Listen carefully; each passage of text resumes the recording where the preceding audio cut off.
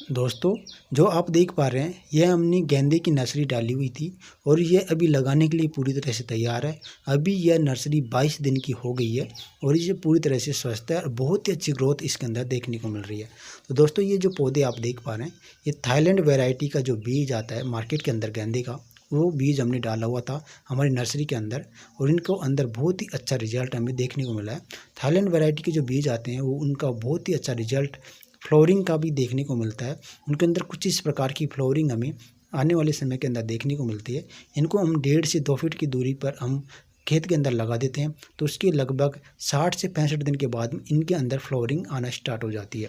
तो दोस्तों, Thailand variety की यदि आप गेंदे की खेती करते हैं तो थाईलैंड वैरायटी बहुत ही अच्छा आपके लिए गेंदे का सीड्स होता है, उसे आप लगा सकते हैं, जो बहुत ही कम समय के अंदर तैयार हो जाता है और बहुत ही कम समय के अंदर इसके अंदर फ्लावरिंग आ जाती है। दोस्तों, जैसा कि ये पौधे अभी लगाने के लिए तैयार है, लगभग 5 इंच के आसपास के हो गए हैं। तो दोस्तों, क्या आप भी अपने खेत के अंदर नर्सरी डालते हैं तो उनके अंदर इस प्रकार का रिजल्ट नहीं देखने को नहीं मिलता है? तो दोस्तों, उसके लिए आपको क्या करना है, सबसे पहले निराई गुड़ाई करके अपनी मिट्टी को भुरभुरी कर लेना है या फिर अच्छी तरह से गहरी जुताई कर देना है जहाँ पर आप नर्सरी डालने वाले हैं। उसके साथ में आपको सड़ी गली गोबर की खाद और हल्की हल्की सी आपको वर्मी कंपोस्ट इसके अंदर डाल देनी है।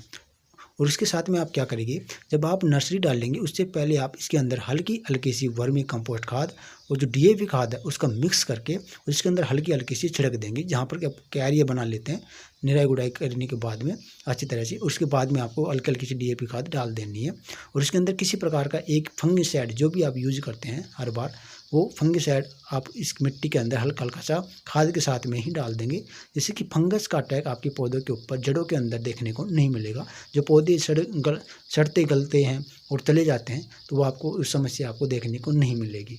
दोस्तों, उसके बाद में आपको जो बीज हैं उनको आप लाइन से कतार के रूप में आप डाल सकते हैं कि या फिर छिड़काव विधि के द्वारा भी आप डाल सकते हैं।